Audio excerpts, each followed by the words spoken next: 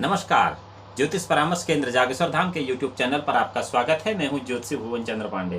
प्रिय दर्शकों, हाजिर हूं लेकर नया विषय ज्योतिष में धन योग। किसी भी मनुष्य को जीवन से लेकर जन्म से लेकर मृत्यु पर्यंत किसी भी शुभ कार्य को करने के लिए, किसी भी प्रकार के दान पुण्य को करने के लिए, किसी भी प्रकार के सत्कर्म को करने के लिए सबसे बड़ी जो आवश्यकता होती है वो होती है धन की।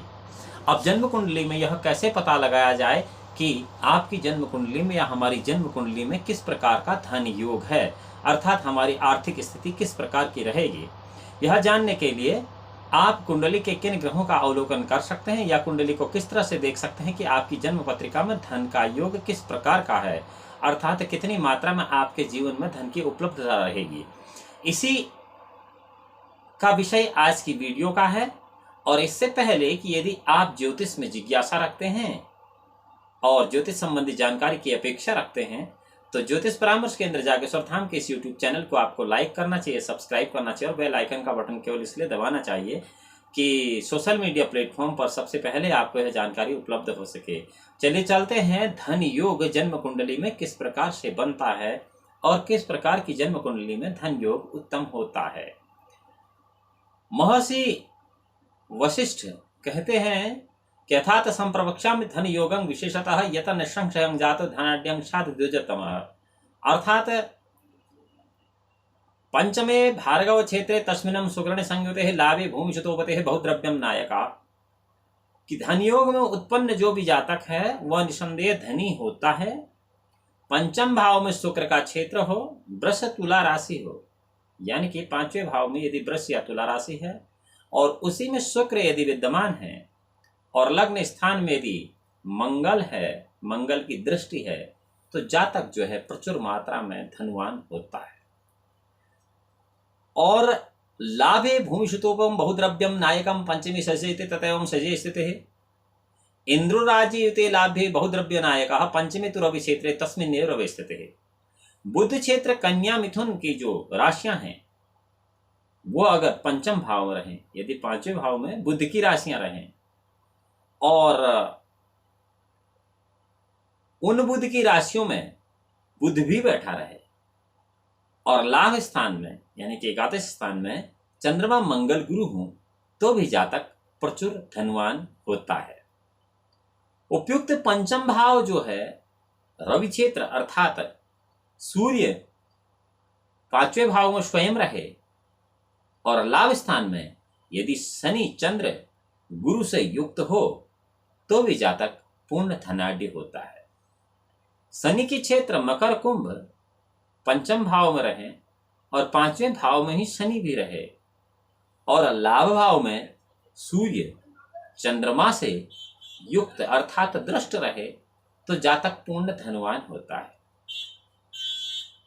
गुरु के क्षेत्र अगर पंचम भाव में रहे, पांचवें भाव में धनु या मीन राशि रहे, पंचम स्थान में स्वयं गुरु रहे और लाभ स्थान में बुध की दृष्टि या बुध स्थित हुए तो भी जातक महाधनी होता है।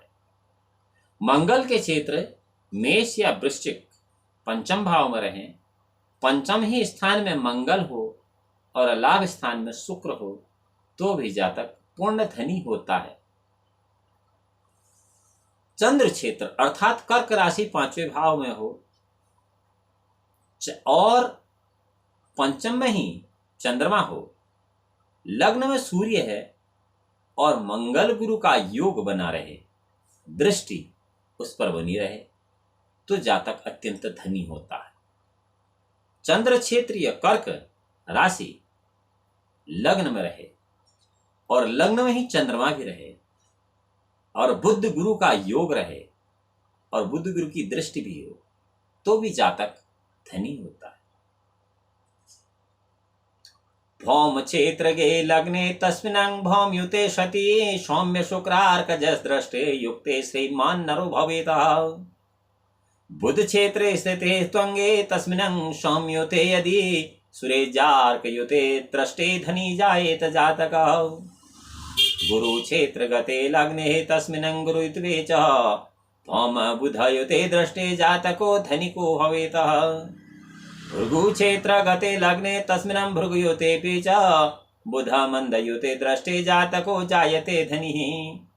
लग्ने तु रविज क्षेत्रे तत्रैव रविजे स्थितिः कुजे जाभ्याम युते दृष्टे जातको धनिको भवेतः। यदि मेष वृश्चिक लग्न में मंगल हो, अब ये लग्न की पंचम भाव से लग्न की तरफ आ गया हूं। मेष वृश्चिक लग्न में मंगल हो और बुध शुक्र शनि की उस पर दृष्टि हो तो भी जातक अत्यंत लक्ष्मीवान होता है। मिथुन कन्या लग्न में रहे और लग्न में ही बुध रहे और गुरु शनि का योग या दृष्टि उस पर हो तो जातक अत्यंत धनी होता है। धनु मीन लग्न हो और देवगुरु बृहस्पति उसी लग्न में रहे, मंगल बुध का योग या दृष्टि उन पर पड़े तो भी जातक धनी होता है। वृष तुला लग्न हो शुक्र के और शुक्र उसी में स्थित हो और बुध शनि का योग हो या बुध शनि की उस पर दृष्टि रहे तो भी जातक धनी होता है।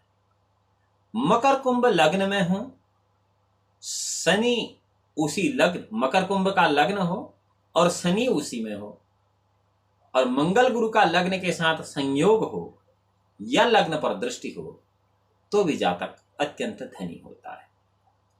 विशेषाद धन दोगेयं शुनु भाग्याधिपो तथा न भोगा अपि तद्युक्ता सदा सासु धन प्रदा।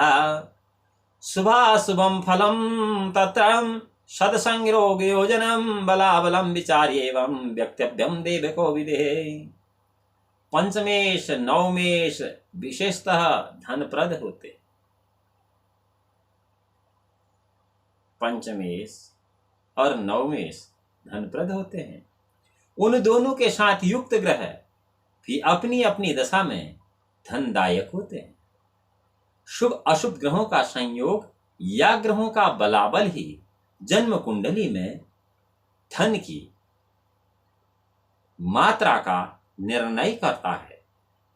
यदि आपको अपनी जन्म कुंडली में यह महसूस नहीं होता है कि धन का योग क्या है या किस प्रकार का, तो इसी चैनल के कमेंट बॉक्स में आप अपनी जन्म पत्रिका का डिटेल, अपनी जन्म तारीख, अपना जन्म समय और अपना जन्म स्थान भेज सकते हैं। हम आपकी समस्या का समाधान करेंगे और आपको यह परामर्श देंगे कि आपकी जन्म कुंडली में किस प्रकार का धन योग है। प्रिय दर्शकों, यह था आज की वीडियो का विषय कि जन्म कुंडली में धन योग किस प्रकार का होता है। अगली वीडियो में फिर मिलेंगे आपसे ज्योतिष में एक नया विषय लेकर। जब तक कि अगली वीडियो में हम आपसे मिलते हैं, भगवान भोलेनाथ आपका परम कल्याण करें। तब तक के लिए नमस्कार।